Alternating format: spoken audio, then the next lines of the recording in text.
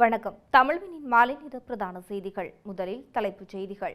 மஹிந்தவிடம் வாக்குமூலம். லஞ்ச ஊழல் ஆணைக்குழுவுக்கு அழைப்பு. 120 வெளிநாட்டவர்கள் அதிரடி கைது. வெளியாகிய பெரும் மோசடி பின்னணி. மீளப்பெறப்பட்ட மஹிந்தானந்த அறக்கட்டளையின் சொத்துக்கள். வெசாக் பௌர்ணமி தினம் தொடர்பில் வெளியான அறிவிப்பு. அரசு விடுமுறையிலும் மாற்றம். பெறுமதி சேர் வரி திருத்தங்கள் தொடர்பான வர்த்தமானி அறிவிப்பு வெளியீடு. பாடசாலை போக்குவரத்து கட்டணங்கள் அதிகரிக்கும் வாய்ப்பு. போக்குவரத்து கட்டணம் பாரியளவு அதிகரிப்பு. விவசாயிகள் அவதி. வங்கிக் கணக்குகளை பயன்படுத்துவோர் கவனமாக இருக்குமாறு அவசர அறிவுறுத்தல் விடுக்கப்பட்டுள்ள எச்சரிக்கை. தொடர்பான விரிவான செய்திகள்.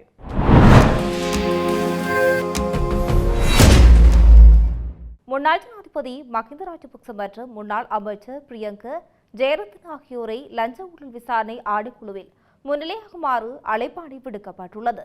ஸ்ரீலங்கன் ஏர்லைன்ஸ் நிறுவனத்தின் ஏர்பஸ் விமான கொள்முதல் தொடர்பான ஊழல் குற்றச்சாட்டுகள் குறித்து வாக்குமூலம் வழங்குவதற்காக வரும் மே மாதம் 12ஆம் தேதி அவர்களுக்கு அழைப்பு விடுக்கப்பட்டுள்ளது.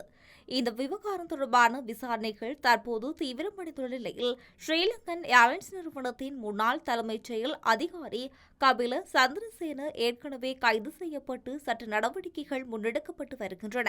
குறித்த கொள்முதல் ஒப்பந்தத்தின் போது பாரியளவிலான நிதி முறைகேடுகள் நடத்தப்பட்டுள்ளதாகவும் அந்த நிதி அரசியல் பிரமுகர்கள் உள்ளிட்ட பல தரப்பினருக்கு லஞ்சமாக வழங்கப்பட்டுள்ளதாகவும் நீதிமன்ற பதிவுகள் மூலம் தெரியவந்துள்ள நிலையில் இந்த விசாரணை நடவடிக்கை மேற்கொள்ளப்பட்டுள்ளது.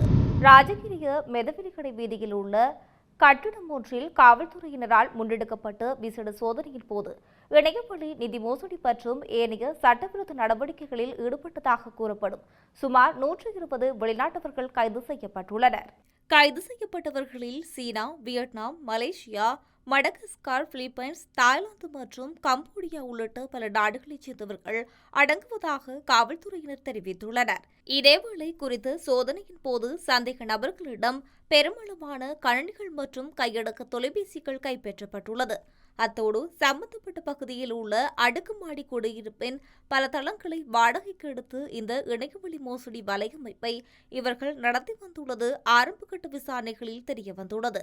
இந்த சுற்றிவளைப்பின் போது சில சந்தேக நபர்கள் தப்பிச் சென்றுள்ள நிலையில் அவர்களை கைது செய்வதற்கான மேலதிக விசாரணைகளை காவல்துறையினர் தீவிரப்படுத்தியுள்ளனர். சுமார் 20 ஆண்டுகளாக குத்தகை அடிப்படையில் இயங்கி வந்த மஹிந்தானந்த அறக்கட்டளையின் உடைமைகள் மீண்டும் தொடர்ந்து திணைக்களத்திடம் ஒப்படைக்கப்பட்டுள்ளதாக தெரிவிக்கப்படுகின்றது. அதன்படி மஹிந்தானந்த அறக்கட்டளையின் செயலாளர் சமிகா தர்மதிலக அறக்கட்டளையின் அசையும் அசையா சொத்துக்களை தொடர்ந்து திணைக்கள அதிகாரிகளிடம் ஒப்படைத்ததாக தெரியவந்துள்ளது. தொடர்ந்து திணைக்களத்துக்கு சொந்தமான நிலத்தில் இயங்கி வந்த மஹிந்தானந்த அலத்கமகே அறக்கட்டளை மற்றும் அதனுடன் தொடர்புடைய நிலத்தை ஒரு மாதத்துக்குள் தொடர்ந்து திணைக்களத்திடம் மீண்டும் ஒப்படைக்க தேவையான நடவடிக்கைகளை எடுக்குமாறு கடந்த ஆண்டு டிசம்பர் மாதம் மாவட்ட ஒருங்கிணைப்பு குழு கூட்டத்தில் ஒரு அறிவிப்பு வெளியிடப்பட்டிருந்தது. இதற்கமைய குறித்த பணி நேற்று காலை மஹிந்தானந்த அறக்கட்டளையின் செயலாளர் தலைமையில் முன்னெடுக்கப்பட்டுள்ளது. மேலும் எதிர்காலத்தில் இந்த நிலத்தை ஒரு பொதுச்சந்தை மற்றும் பொது மக்களுக்கு பயனளிக்கும் பிற நிறுவனங்களுக்கு வழங்கவும் திட்டமிட்டுள்ளதாக தெரிவிக்கப்பட்டுள்ளது. இந்த ஆண்டின் வெசாக் பௌர்ணமி தினம் மே மாதம் 30ஆம் தேதி தீர்மானிக்கப்பட்டுள்ளமை தொடர்பில் பௌத்த விகார திணைக்களம் தெளிவுபடுத்தியுள்ளது.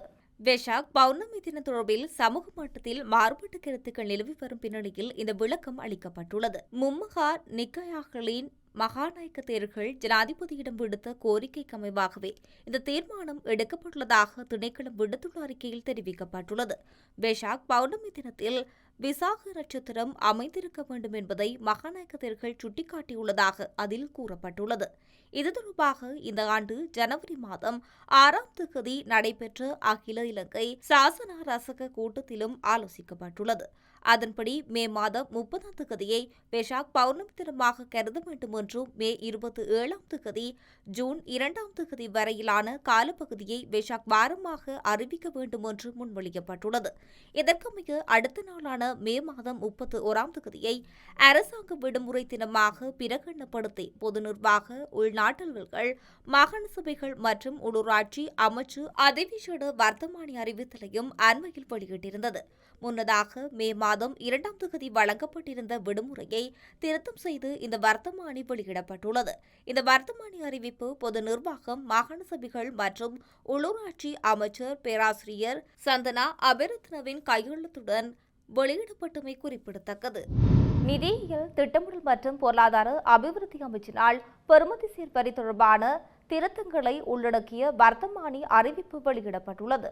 இந்த திருத்தங்கள் எதிர்வரும் ஜூலை 1ஆம் தேதி முதல் அமலுக்கு வரவுள்ளன. இதன்படி டிஜிட்டல் சேவைகள் மற்றும் மின்னணு தளங்களூடாக வழங்கப்படும் சேவைகளுக்கு வரி விதிக்கப்பட்டுள்ளது. வரி வலையமைப்பை டிஜிட்டல் சேவைகளுக்கு விரிவுபடுத்தும் நோக்கில் இந்த நடவடிக்கை எடுக்கப்பட்டுள்ளது. இதன்படி 10வது பிரிவின் கீழ் ஒருவரின் மொத்த வரிக்குரிய பொருட்கள் மற்றும் சேவைகளின் பெறுமதி 90 லட்சம் ரூபாய் வரை தாண்டும் போது அவர்கள் பெறுமதிசீர் வரியாக பதிவு செய்வது கட்டாயமாக்கப்பட்டுள்ளது. நிதி சேவைகள் மீதான வரி விகிதம் 18%இலிருந்து 20.5% உயர்த்தப்பட்டுள்ளது. மின்னணு தளங்கள் மூலம் வழங்கப்படும் சேவைகளுக்கும் வரி அமல்படுத்தப்பட உள்ளது. டிஜிட்டல் பொருளாதாரத்தில் சிறந்த இணக்கப்பாட்டை உறுதி செய்யும் வகையில் டிஜிட்டல் சேவைகள் தொடர்பான வரிகளை பதிவு செய்வதற்கும் செலுத்துவதற்கும் புதிய ஏற்பாடுகள் அறிமுகப்படுத்தப்பட்டுள்ளன. எரிபொருள் விலை திருத்தத்துக்கு அமைய டீசல் விலை அதிகரித்துள்ளதால் பாடசாலை போக்குவரத்து கட்டணங்களையும் அதிகரிக்க வேண்டிய நிலை ஏற்பட்டுள்ளதாக தகவல்கள் வெளியாகியுள்ளன. குறித்த விடயத்தினை அகில இலங்கை பாடசாலை போக்குவரத்து சங்கத்தின் செயலாளர் தெரிவித்துள்ளார். இந்த கட்டண திருத்தத்தை ஒரு குறிப்பிட்ட சதவீதமாக அதிகரிக்காமல் பெற்றோருடன் கலந்துரையாடி ஓரளவுக்கு உயர்த்துவதற்கு எதிர்பார்ப்பதாக அவர் மேலும் குறிப்பிட்டுள்ளார். இதற்கு முன்னர் பல சந்தர்ப்பங்களில் டீசல் விலை உயர்த்தப்பட்ட போதும் பெற்றோரின் நிலையை கருத்தில் கொண்டு போக்குவரத்து கட்டணங்களை அதிகரிக்கவில்லை என தெரிவித்துள்ளார். எனினும் தற்போது ஏற்பட்டுள்ள சிரமங்களை கருத்தில் கொண்டு இம்முறை ஒரு குறிப்பிட்ட தொகையினால் கட்டணத்தை அதிகரிக்க நேரிடும் என செயலாளர் மேலும் தெரிவித்துள்ளார். இதுகுறித்து கருத்தினை தெரிவித்த மல்ஷிடி சில்வா, நேற்று நள்ளிரவு முதல் டீசல் விலை 10 ரூபாவினால் அதிகரிக்கப்பட்டுள்ளது. இவ்வளவு காலமும் பெற்றோருக்கு சுமையாக இருக்கக்கூடாது என்பதற்காகவே இதனை முன்னெடுத்துச் சென்றோம். ஆனால் இப்போது கட்டணத்தை அதிகரிக்க வேண்டியுள்ளது. இதனை ஒரு சதவீதமாக கூறாமல் பெற்றோருக்கு சுமையாக அமையாத வகையில் டீசல் விலை அதிகரிப்புக்கு ஏற்ப உயர்த்துமாறு கோருகின்றோம். மிகவும் சிரமத்துடனே இந்த தொழிலை செய்து வருகின்றோம். பலமுறை டீசல் விலை அதிகரித்தமையால் இந்த சந்தர்ப்பத்தில் ஒரு குறிப்பிட்ட தொகையினால் கட்டணத்தை அதிகரிக்க வேண்டியுள்ளது என தெரிவித்துள்ளார். சிறுபோகத்துக்கான உரங்களை விநியோகிக்கும் போது விவசாயிகளிடம் வசூலிக்கப்படும் போக்குவரத்து கட்டணம் அதிகரிக்கப்பட்டுள்ளது. முன்னர் 50 ரூபாவாக இருந்த இந்த கட்டணம் தற்போது 300 ரூபாய் வரை அதிகரிக்கப்பட்டுள்ளதால் விவசாயிகள் குற்றம் சுமத்தியுள்ளனர். கொழும்பிலிருந்து விவசாய சேவை மையங்களுக்கு உரங்களை கொண்டு வருவதற்காக விவசாயிகளிடம் இதுவரை வசூலிக்கப்பட்ட கட்டணமே இவ்வாறு உயர்த்தப்பட்டுள்ளது. அத்துடன் ஒரு மூடை உரத்தை பெற்றுக்கொள்வதற்காக விவசாய சேவை மையங்களில் தற்போது 9,550 ரூபாய் வசூலிக்கப்படுவதாகவும் தெரிவிக்கப்படுகின்றது. போதுமான அளவு உரத்தை வழங்க முடியாதுள்ளதாக விவசாய பிரதிபலிப்பாளர் நாமல் கருணாரத்ன தெரிவித்துள்ளார். நெற்செய்கைக்காக ஒரு ஏக்கர் 90 கிலோகிராம் யூரியா இடப்பட வேண்டும் என விவசாய திணைக்களம் பரிந்துரைத்துள்ள பின்னணியிலே இவ்வாறு இந்த கருத்தை வெளியிட்டுள்ளார். எனினும் பயிர்களுக்கு இட வேண்டிய உரம் இன்னும் முறையாக கிடைக்கவில்லை என விவசாயிகள் கவலை தெரிவித்து வருகின்றனர். இணையவழி மோசடி மூலம் பிறர் பெயர்களில் திறக்கப்பட்ட வங்கிக் கணக்கில் இருந்து ஆயிரக்கணக்கான மோசடிகள் நடத்தப்பட்டுள்ளதாக விசாரணைகளில் தெரியவந்துள்ளது. 1000 முதல் லட்சக்கணக்கான ரூபாய் வரை தங்கள் வங்கிக் கணக்கில் இருந்து மோசடி செய்யப்பட்டுள்ளதாக 1000க்கும் மேற்பட்ட முறைப்பாடுகள் கிடைத்துள்ளதாக குற்றப்புலனாய்வுத்துறை தெரிவித்துள்ளது. குற்றப்புலனாய்வுத்துறையின் கணனி குற்றப்புலனாய்வு பிரிவு நடத்திய விசாரணைகளின்படி மோசடி செய்த வங்கிக் கணக்காளரின் உரிமையாளரை வரவழைத்து விசாரித்த போது இணையத்தில் அடையாளம் காணப்படாத நபர்களின் பெயரில் பணம் பெறுவதற்காக கணக்குகள் திறக்கப்பட்டு பின்னர் மற்ற தரப்பினருக்கு மாற்றப்பட்டு வேறு சில வழிகளில் கைமாற்றப்பட்டுள்ளமை தெரியவந்துள்ளது. இந்த கணக்குகளை பயன்படுத்தி ஒழுங்கமைக்கப்பட்ட தரப்பினர் இணையவழி மோசடிகளை செய்து வருவதாகவும் இவ்வாறு பெறப்பட்ட பணம் பல கணக்குகளுக்கு இடையில் மாற்றப்பட்டு இறுதியாக வெளிநாட்டு கணக்குகளில் வரவு வைக்கப்பட்டுள்ளதாகவும் விசாரணைகளில் தெரியவந்துள்ளது. இந்த மோசடிகளில் ஈடுபடும் குழுக்கள் படித்தவர்கள் என்றும், குறிப்பாக பல்கலைக்கழக மாணவர்கள் என்றும், கணினி, தகவல் தொழில்நுட்பம் மற்றும் கணிதம் ஆகியவற்றில் விரிவான அறிவு கொண்டவர்கள் என்பது தெரியவந்துள்ளது.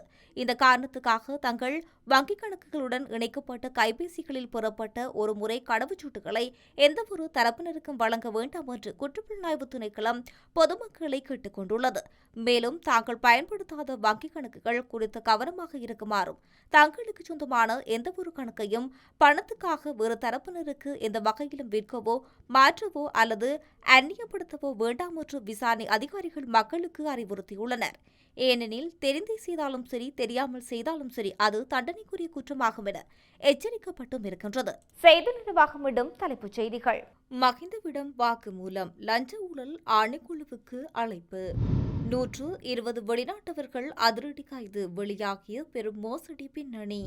மீளப்பெறப்பட்ட மஹிந்தானந்த அறக்கட்டளையின் சொத்துக்கள். வெசாக் பௌர்ணமி தினம் தொடர்பில் வெளியான அறிவிப்பு, அரசு விடுமுறையிலும் மாற்றம். பெறுமதி சேர் வரி திருத்தங்கள் தொடர்பான வர்த்தமானி அறிவிப்பு வெளியீடு. பாடசாலை போக்குவரத்து கட்டணங்கள் அதிகரிக்கும் வாய்ப்பு. உர போக்குவரத்து கட்டணம் பாரியளவு அதிகரிப்பு, விவசாயிகள் அவதி. வங்கிக் கணக்குகளை பயன்படுத்துவோர் கவனமாக இருக்குமாறு அவசர அறிவுறுத்தல் விடுக்கப்பட்டுள்ள எச்சரிக்கை. இத்துடன் தமிழ்வினின் மதிய நேர பிரதான செய்திகள் நிறைவடைகின்றன. செய்திகளை உடனுக்குடன் அறிந்து கொள்ள தமிழ்வின் என்ற யூடியூப் பக்கத்தினூடாக இணைந்திருங்கள். வணக்கம்.